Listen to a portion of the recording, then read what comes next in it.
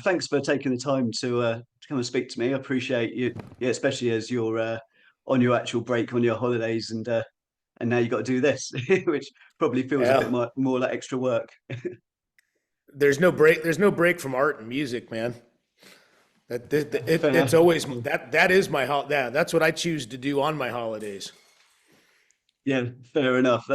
I feel like that's more the case these days, isn't it? That like music and any kind of creative thing is the stuff we get do in our free time. It's this isn't what I do for a living, but I'd love to. But yeah, it doesn't quite work like that, unfortunately. Nope, never Yeah. never has for me either, man. Gotta Right. go earn the rent to pay for your passions. Exactly. Yeah, and I think there's value to that because I think sometimes if people were um like if their creative thing is all that they do, then they don't get any outside life experience, and also you can sort of end up taking it for granted a bit. At least I've witnessed that with some people. Yeah, or compromising their art for commerce. Yeah, absolutely. So yeah, you've had the week off. How's it been? Fantastic. Done lots of work on music. Got a lot going on this year with these three Harvest Man LPs and Yeah, recording a new solo record and working on some other stuff as well and everything that entails and trying to keep up with on some sort of writing poetry discipline, which is not very disciplined, yeah, but reading a lot and get to walk the nice, dogs couple more times a day than usual around the property, and it's been all right. nice. That sounds grand. Is yeah, what is well, who are you reading at the moment? I'm intrigued, poetry wise. This week I just purchased a couple new ones. Mary Oliver's American Primitives and Gary Snyder's Turtle Island. Um, and and then a collection called what is it? It's right here. Gods of the Wild. Okay, that sounds interesting.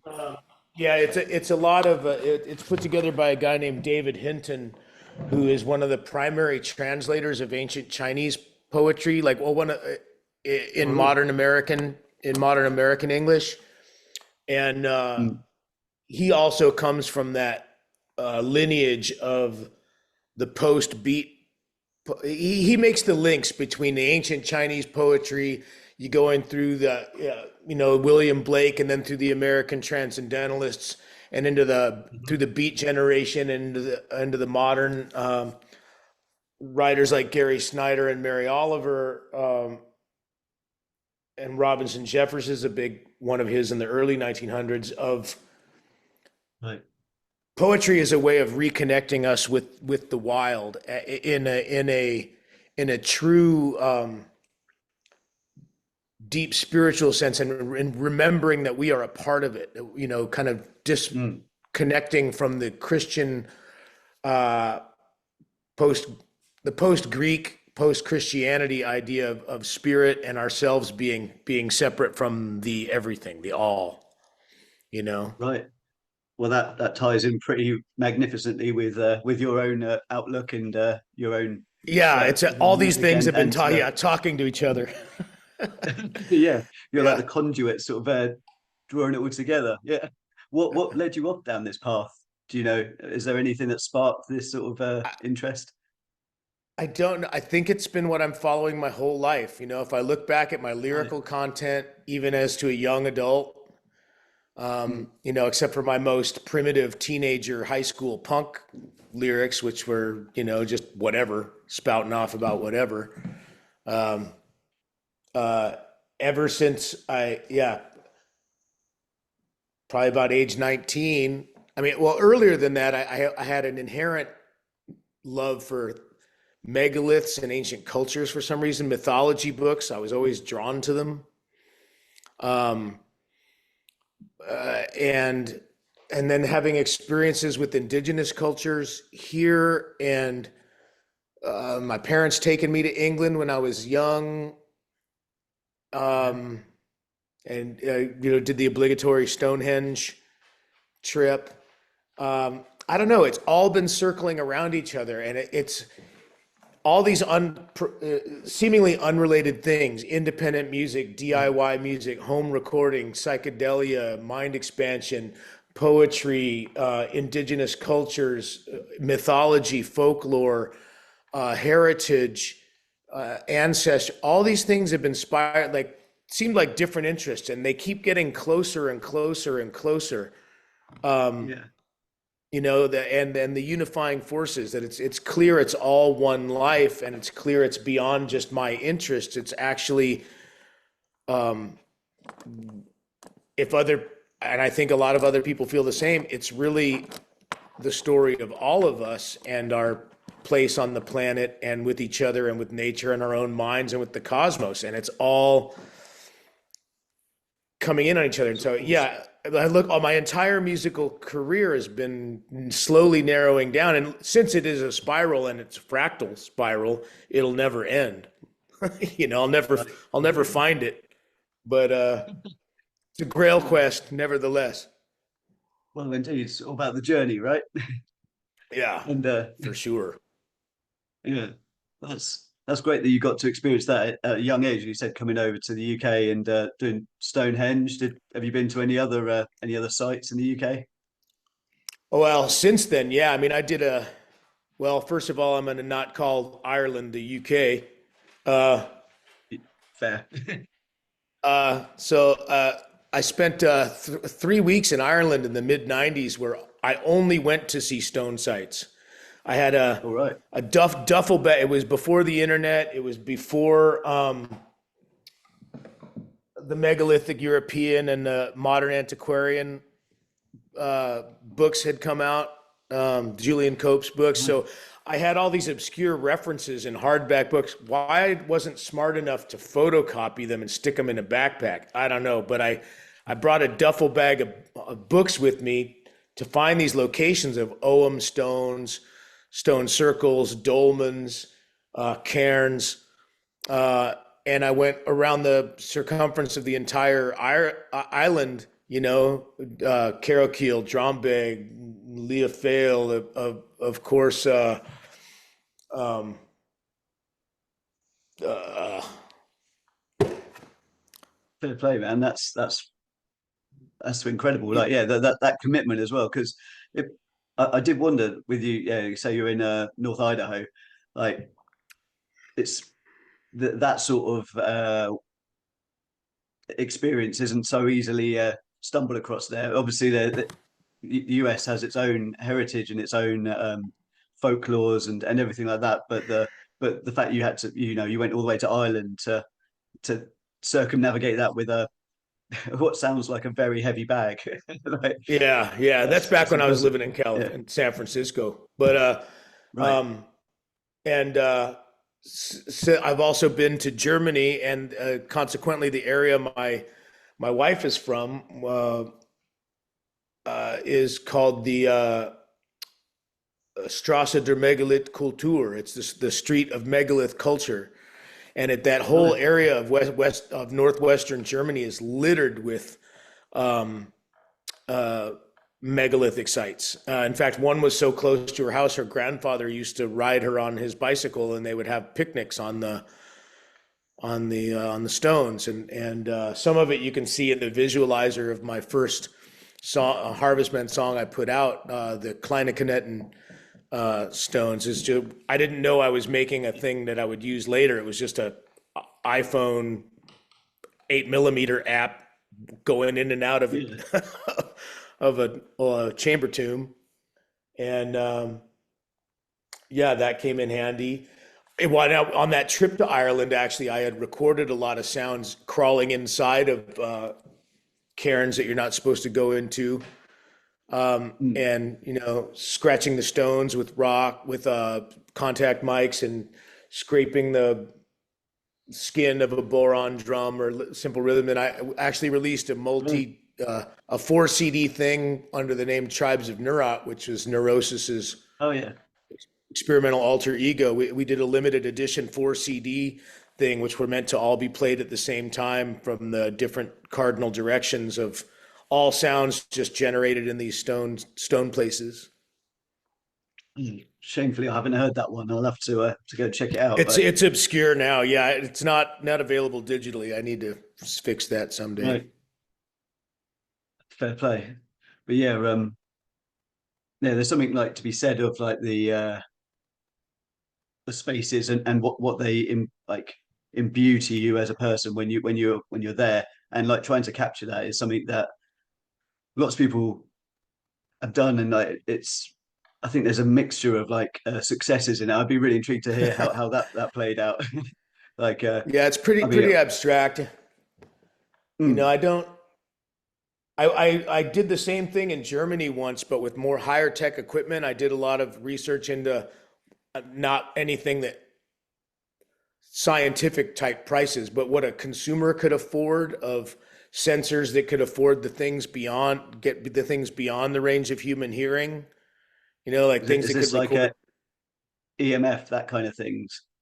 So one of it was that did the magnetosphere thing that can hear the aurora or any Oh, sort of okay. changes in the magnet, and another one that could hear more of the insects. It was what is it? Right. Infrasound. I had cheap Oh yeah. infrasound and ultrasound recorders, and Mm. just distant mics. And when I brought all those recordings home of all these German sites, it all just sounded like shit field recordings. So it's like, okay, well, you know, maybe this is the spirit of the place in some way, but it doesn't sound compelling. So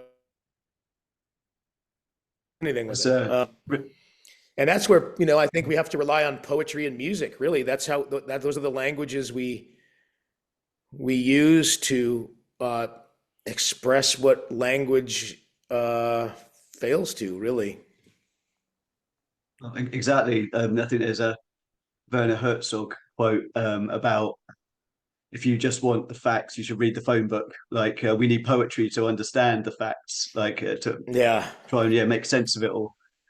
Yeah. I love it. I love him. Ah, great guy. Yeah. I haven't seen that latest thing. I think I don't remember what it was, but yeah, memory fails me. But yeah, Yeah, um, maybe it was probably last year. I listened when I found out that his memoir was read in his own voice on the audio version. I knew I had to do the audiobook because if there's one voice you have to hear, tell it himself. That's it. well, yeah, absolutely. I mean, like his voice is yeah, it's so brilliant, and I've shamefully done or attempted to do terrible parodies of it in the past, and I'm sure I've only upset him. Yeah, well, speaking of voices, actually, your voice is particularly well recognizable and resonant, and like I've yeah recently re-listened to your the 23 untitled poems read in your voice, and it's something so like yeah powerful in capturing about it. I know I think I've read things before where you say you're not a fan of listening to your own voice on recordings before, so I don't know how you feel about going back and checking that out, but there's something very Cormac McCarthy-esque about like your delivery, or at least Well, to my thank you. ears. Yeah. Thank you. I appreciate that. Yeah, no, I have constant imposter syndrome. Being in the middle of recording a new solo record where I'm endlessly listening to my own vocal takes is painful, and I wonder what the fuck I was thinking that I could do that in the first place. But I That's, always end up putting it out in the end. So there must be some well, permission internally somewhere. yeah. Is there things where you've like not agreed, you've not been happy enough with how it's got to, so you're like, no, I'm not going back to that. I'm going to leave that aside. Or that you've then gone back to later and gone, actually, you know what? There, I was a bit hard on myself. Yeah, for sure. Yep. And then the next day it'll go the other way. Yeah, And like, oh no, I was exactly. right. That is horrible. Yeah, it really depends on what day, and that's where I really appreciate a recording engineer or somebody alongside to go. You're done. It's fine. Right. Yeah. Well, it's difficult, isn't it? If you're the only one doing it, you could be a bit sort of wood for trees, like which is a reference I sure you appreciate being out like in the forests. But yeah, Yeah, yeah, for sure. Yeah. what is the landscape actually like in North Idaho? This particular spot, so I'm on 12 acres of forest, and we're not in the mountains, but we're surrounded by mountains, and Right. it's dotted with lakes, big lakes and small lakes.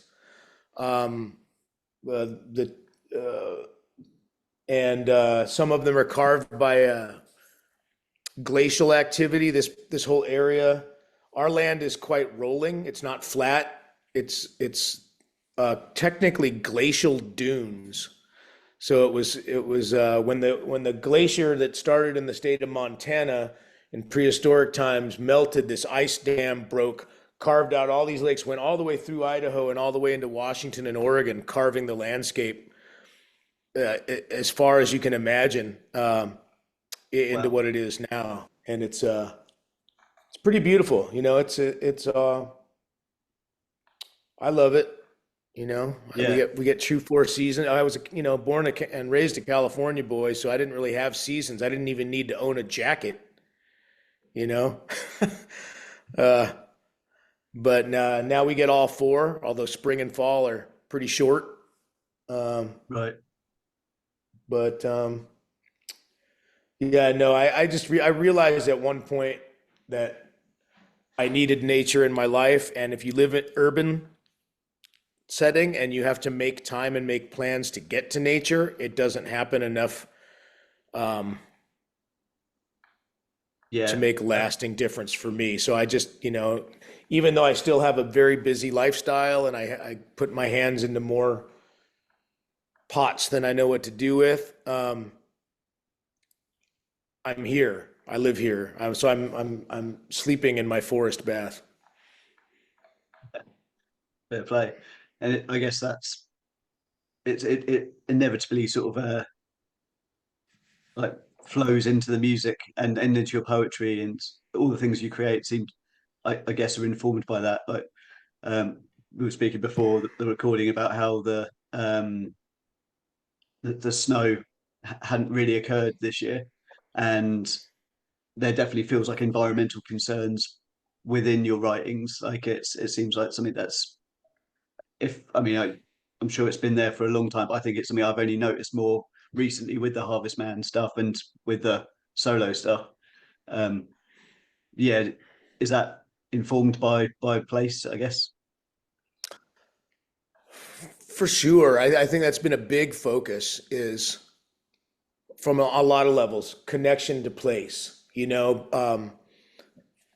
connection, trying to connect with this land here. I've been here since 2005, so um, almost 19 years. Uh, I've erected my own stone circle out in a clearing in the woods out there. Um, Yeah. but getting to know the native plants, to some people, all these pine trees look all the same, but there's actually a lot of different species of them, and getting to know their different properties and identifying the different stuff, what the Native Americans might have used the different native plants for, um, what things you're going to see pop up first in the spring, what things you're going to see bloom last in the fall.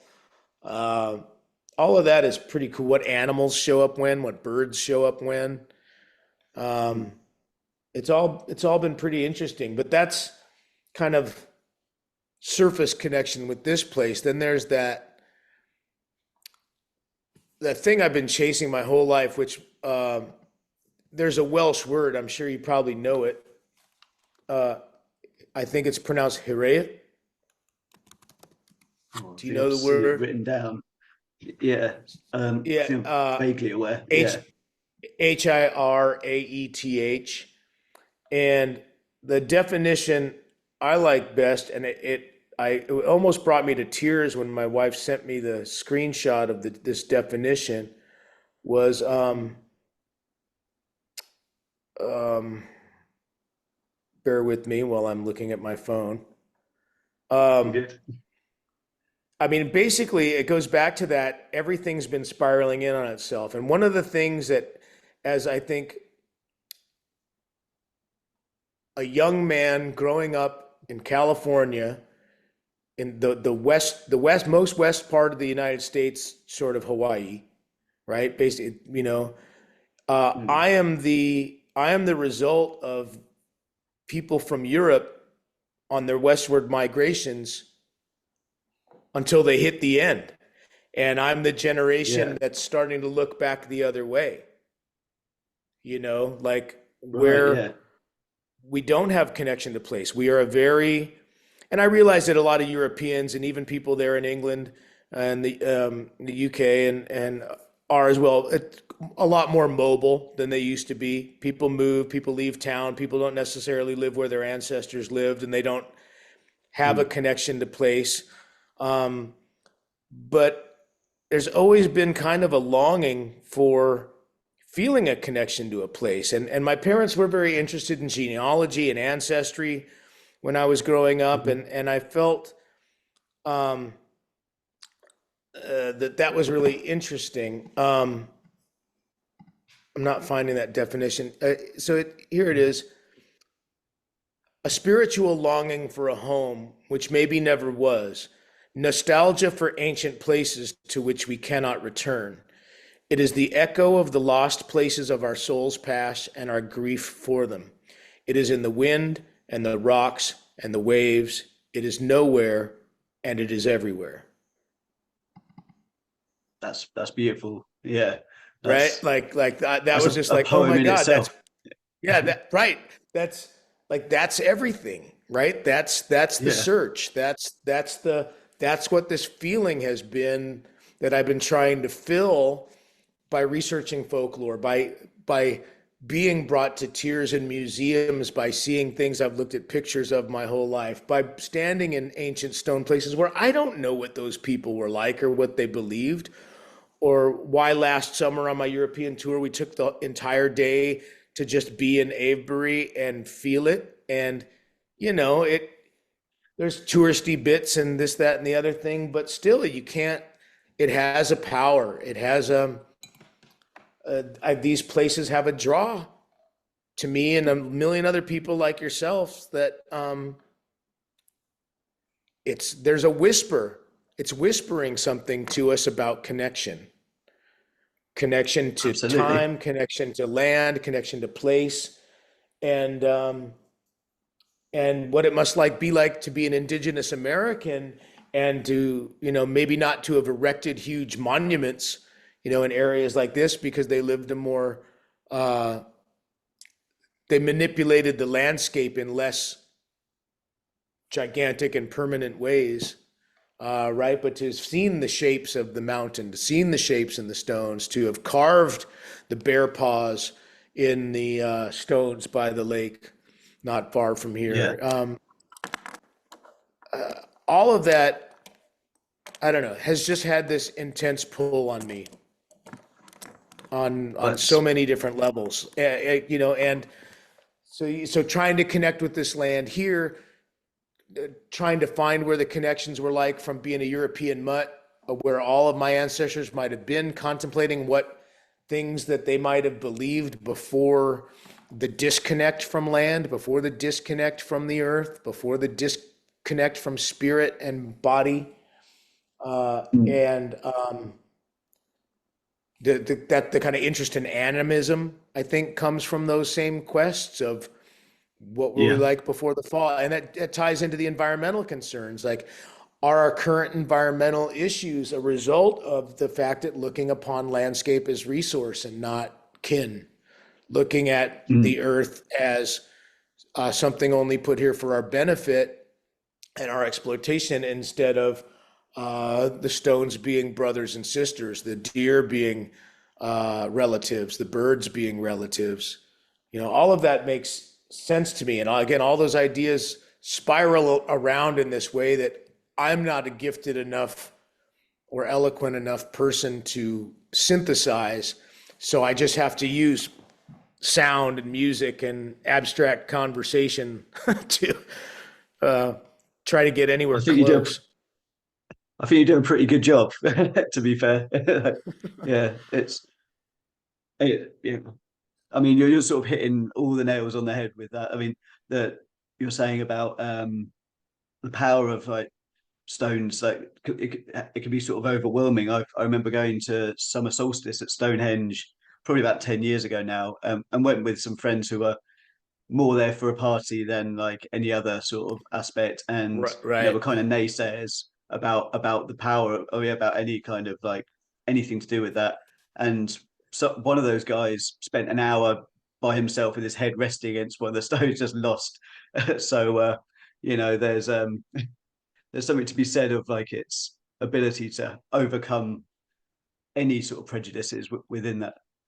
But yeah, you were in Avery last year. That's snap. I had a little trip there as well. Would have been last July, I think. But yeah, well, was I presume you've been before, or I had not. That was my first time to Avebury because like I said, I've been heavy in Ireland and Germany sites mm, and rune stones in Norway, right? which are not as ancient. That's there's definitely a difference between something Viking age and something megalithic. Mm, Uh, but still, things of interest, things of connecting that connect people to place. But yeah, I had not been to Avebury before. Most of my times in England have been on tour where there's no time to stop anywhere. I in a band situation, yeah, we did do an obligatory Stonehenge run. I forced everybody with a couple times we were in Ireland, like we got to stop at Newgrange. The bus has to stop at Newgrange between Dublin and Belfast. And um, but yeah, for the you most know, part, most of my trips in Europe have been hurry, hurry, hurry. But I made sure that I had a day last summer. nice. What did you? I could spend I could spend a year in England visiting the different counties and the different sites. So top of my bucket list though actually would be all the way north and getting up to brain's not firing on all cylinders yet. I think. North of Scotland, Orkney. Oh, yeah, yeah. I'd like to get to Orkney and just sit in that archaeology for a minute. Oh, yeah. I haven't been up that way much myself, but friends that have, like, yeah, it's a whole other thing. It's because I'm in the very south of England, so like we don't tend to get much in the way of like dormers or anything like that. Like we kind of it's we've got a few sort of painted things on the side of hills, but yeah, no, like dolmens and yeah, nothing Like as a horse exciting and as that. a horse and an old man. Exactly, yeah, guy holding two sticks or Yeah. pushing two walls. It's hard to say, but yeah, I will offer a bit of one thing I always try to tell my friends in Europe, being a child of the American West, where the distances are large, being where I am, for me to go see a concert, which I will do occasionally, I'll do for a weekend. Let's say I want to see Subhumans. It's a 6 hour drive. I'll do it. And it's a weekend and it's not a big deal. Space, like the things that you could visit within 6 hours are like the Europeans think driving 2 hours is like, I'm not doing that. That's like way too far away, you know? it's true. Uh, and it's like, I just like that. If I give you one thing of advice, nothing on your island is that far. And there's so much to see. Like your ability to do weekend trips to see things I can only dream of. Please do them for those of us that are over the ocean. Yeah, I should really take better make better use of those opportunities It's if I hard to need to scale. readjust the mind, but yeah, when you have these Yeah, landscapes, here, like, it's to get from the top to the bottom of this state is, 12 hours. right. Yeah, yeah. It's a different experience. I think the closest I've come to experiencing that was driving in Australia, where it's yeah 12 hours Oh, between that's big. cities. That's fucking big. Yeah, Yeah, that's big. but yeah, Yeah. sometimes I can't be bothered to go 20 minutes down the road to to the town. So like, I should Well, really rearrange my thinking. if it's just a town, most of the time there's no reason to leave. But I was wondering, how do you sort of decide what qualifies as a Harvest Man release versus a hmm. solo Steve Von Till record? Because especially the Untitled Poems were released as a Harvest Man album, but not as under the Harvest Man name, if that Well, that's makes just to sense. commute. That's just to confuse people because the name of my poetry book, I decided should be Harvest Man. Right. Yeah. So technically that was Steve Von Till, but the book was called Harvest Man. Mm. And Yeah. um, yeah, I don't know. I just find subtle pleasure in the confusion of that part. But um, so the difference is that when I'm writing Steve Von Till material, with the exception of the last record, No Wilderness Deep Enough, which felt like it wrote itself with simple, because I first thought it was an ambient album until my engineer friend told me to be brave and sing on it. And it became what it was, which now changed my direction entirely on my solo work to embody that thing, and Mm. does take elements of Harvestman, but Harvestman is really never composed. So the Steve Von Till material, there's composition, there's writing verses, there's deciding whether it's going to have a chorus or a change or a break. There's actual composition um, involved, which lean towards probably folk song style composition, but in my Right. own strange, weird, and unlearned methods. Harvest Man is really kind of it's not, improvisation is maybe part of it.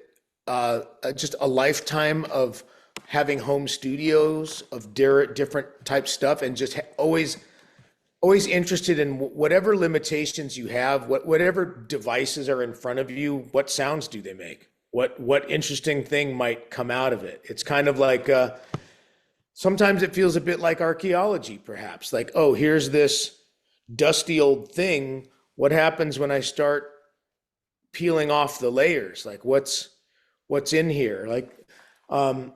it really is turn on the studio and see what happens. If I look at some of the ones on, you've listened to the first two. Did they send you the links to the audio for So, the yeah, second one? Yeah. they So have. there's Yeah, and so go on. yeah. So I mean, it's the reason it turned into a triptych is as I was looking at all these random pieces sitting around, they were sitting mostly in threes. I had three pieces which I had started and sent off to my friend Al Cisneros to put some bass on, with the intent of doing dub versions of well. So that's three straight tracks, three dub versions. There were three pieces from old reel to reel recordings I had from 20 years ago, 25 years ago. Right. Yeah. And which seemed to just be waiting to have a context that made sense. There were three pieces of lovingly destroyed and manipulated bagpipe by my friend John Goff. There were three pieces that my friend Dave and I had recorded during the pandemic where we had a giant metal trough um, Using that as that we have percussion. out Is that front. right? Yeah, mostly for the deer. Yeah, out there, and I had accidentally hit it with my snowplow, um, and I didn't know it until the snow melted. And then when all the snow melted, I saw Right. there's a giant hole carved in the side of it, the metal. So I was rolling it to take it to the dump to get it to the back of my truck, and as I was rolling, I'm like, oh, this thing sounds amazing. And started hitting it with sticks in different spots. I'm like, I'm not throwing this away. This is percussion magic.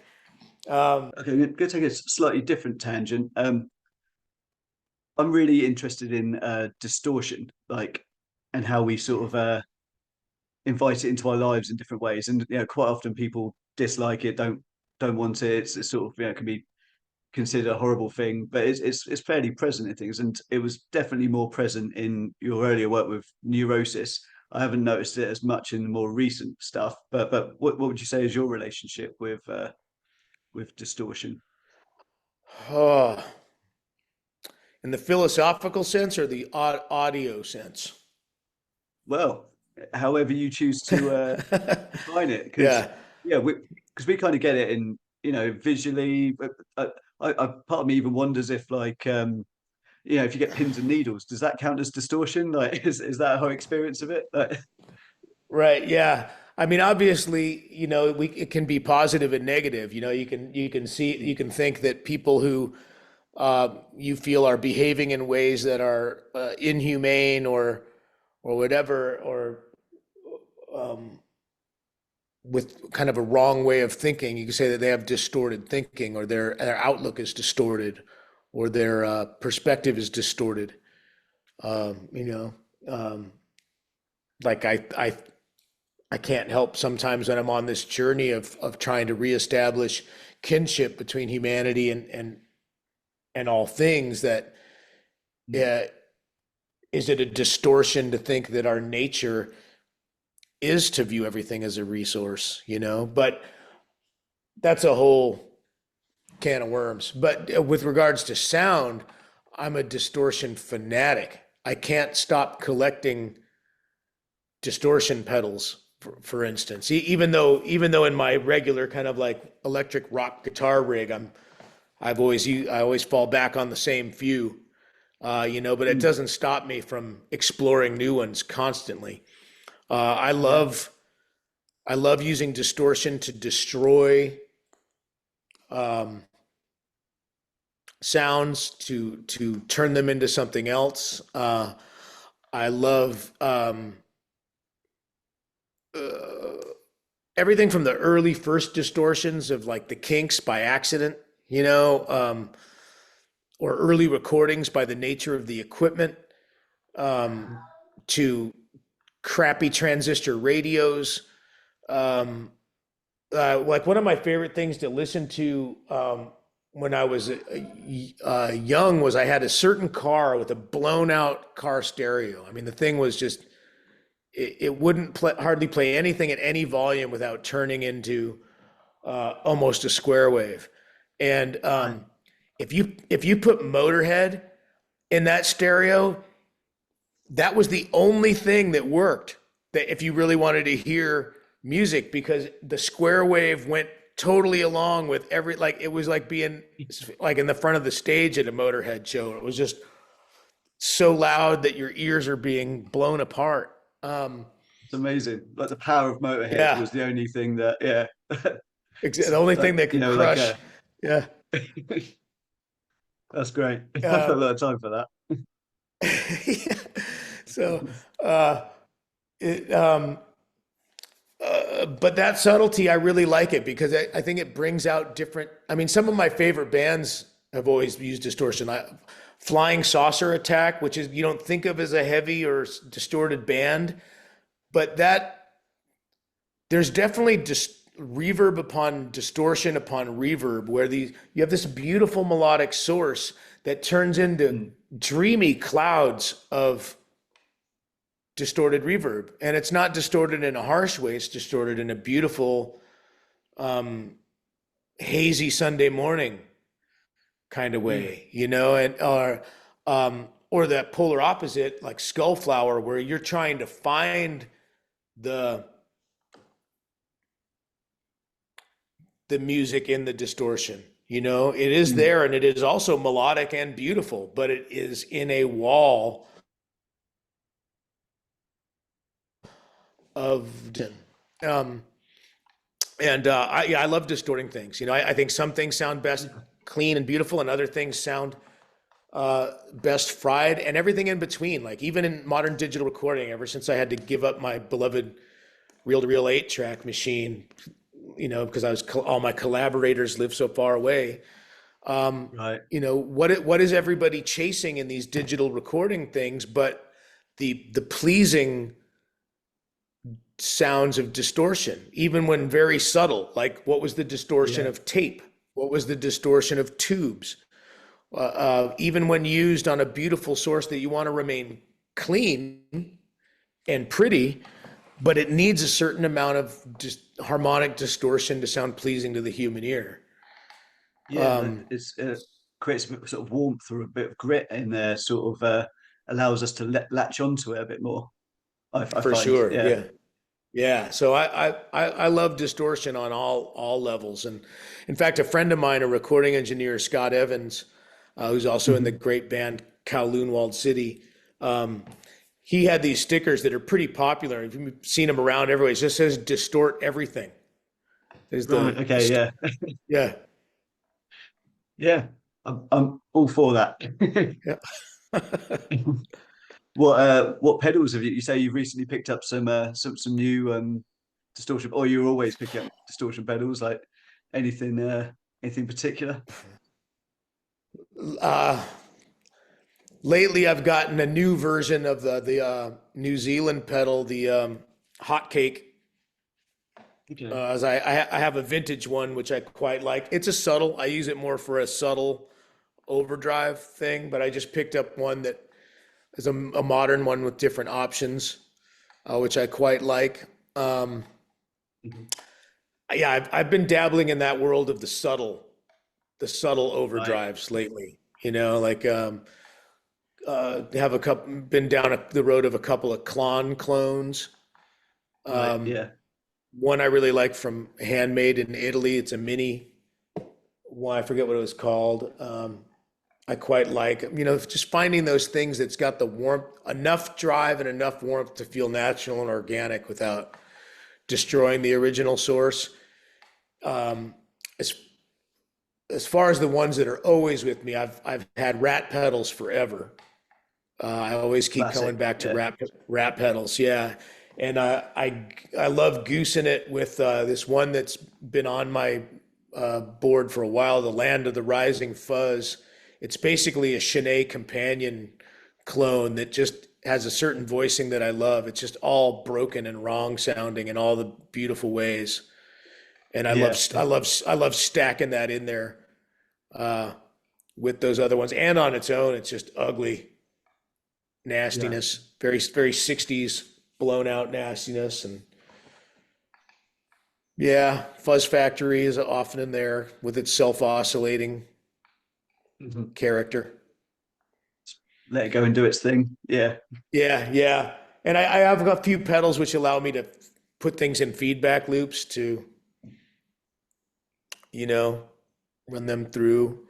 And then the other, up to other old stuff. Like I've got an old cassette deck that for some reason, if you leave a cassette in there with the play and record buttons and the pause buttons engaged, and you run the signal through it with the input cranked, it's just a really delicious uh, analog distortion. It just, Right. yeah. Have you made use of that on any of the new recordings or? Um, well, probably on the pieces that are the ones that are the 20 something year old pieces off the reel to reel. They were probably going through Right. that. Yeah. Oh, nice.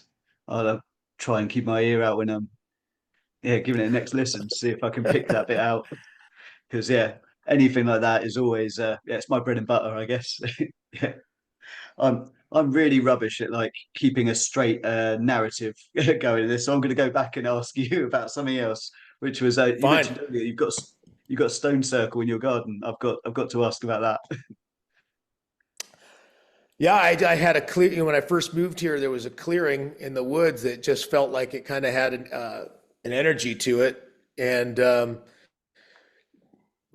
being the stone nerd that I am, at one point, I just started gathering a few stones, low ones, and got my compass out and made sure I was true north and kind of measured it out properly, put a fire pit in the middle and called it good. And then when my wife was getting ready to immigrate here, and we were going to get married in the circle, some neighbors and I, you know, found some bigger stones on the property that required multiple people and some bigger bars, at least to get the four cardinal direction stones into kind of like, you know, bigger slabs, more, you know, stomach height, you know, chest height, bigger stones that you had to embed in the earth a little bit to stay standing. And yeah, they've been there long enough now. They're growing moss. They've had lots of seasonal celebrations with the family, lots of fires, lots of eating and drinking, and you know, celebrating the changing, turning of the wheel, and acknowledging the directions. And yeah, it's a special place for me. That's great. That's I love like that continuing of traditions. Like it's we quite often think of these things like the sort of megaliths and Neolithic things as stuck in a place, like that's is stuck in a place in time. Like that's it's only to be admired, not necessarily to continue. Obviously, there are people like Druids, for example, who will keep it going, but I think there's stuff to be said of people doing it outside of those traditions. Right. Yeah, I agree. I agree. And why I still haven't purchased Weird Walks Build Your Own Stone Circle t-shirt, I don't know. Well, I've got a copy of this sat next to me, just in case I needed to reference it. Mine's right there. Yeah, mine's right there. The amount of money I've paid on postage to be Oh God. addicted to the UK new kind of like folk horror megalithic stone places fanzine culture is bonkers. I bet I saw a post on Instagram earlier, which was someone was asking why there hasn't been such a. I think there's a few in America, a few zines popping up, but someone was asking the question of why it hasn't exploded in the US to the same level it has in the UK yet. I guess I don't know. I mean, I guess there's some obvious reasons for that, but surely there's a big enough fan base there as well to for those sort of things. Yeah, or maybe we all just want the British copies. I don't know, but yeah. Maybe. Um, It's yeah, even the local bookstore here in Spokane, which is an hour away, the closest city to me. It's a very small secondary city, you know, had a Like, really cool curated alternative bookstore with, you know, that specializes in some weird stuff, and they were bringing in Weird Walk and um, a couple of the other ones, and so that was great until I think yeah. the post COVID, post Brexit postage prices started to become inhibitive, but I still suck it up and order my new copy of Weird Walk every time. So No, fair play. Yeah, there's a fair few good ones. I'm hoping that Boulder Dash will continue on with this as well. But yeah, like Hellbore was one. I don't know if you ever got into that. Hellbore, that I've Yeah, got most copies of that. The other one, Rituals and Declarations, or something. yeah, That that's Rituals and and Deck. Yeah, wait, oh, uh, I don't think I haven't checked that one out. one second. I met these folks when I was there last time. They not only is their packaging amazing, Oh, nice. but the woman Bunty, Ah, yeah, uh, who Bunty May, also made a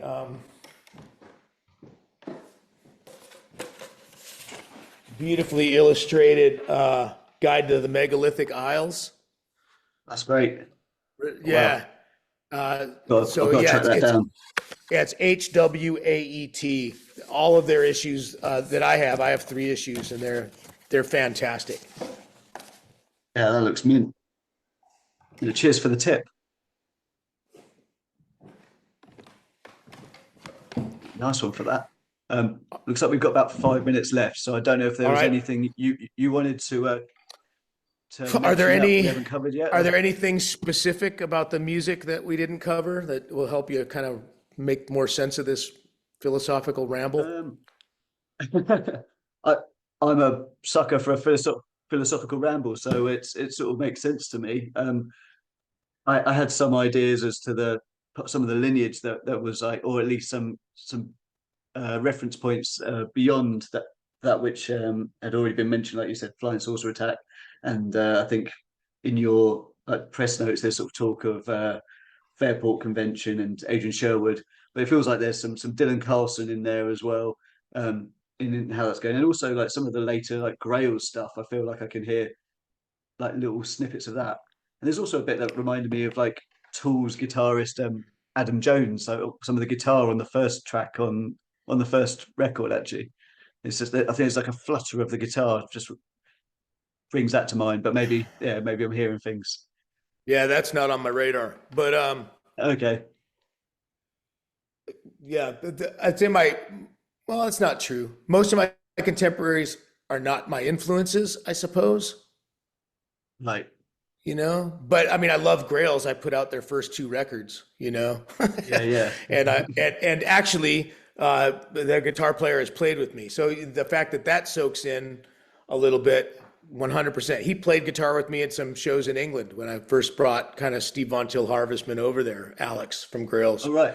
Uh, and I love Dylan Carlson and Earth. I think he has some of the same uh, influences that I do, and yeah, Earth was definitely a game changer for instrumental music. So yeah, for sure, I'd say Earth is influential in the sense that they changed the landscape with which anybody gives a shit in our musical world of this kind of abstract approach, for sure. Sound. Well, I would love to talk to you for hours longer about Yeah, whenever we're talking about Stones, cool stuff, anything. I'd be down for pints at the bar and going home late. But yeah, I gotta get to my day at some point. So Yeah, no worries. right Yeah, on. Cool. cheers, Steve. Much Yeah, appreciated. take care, John. Have a great night. You too. Ta Bye.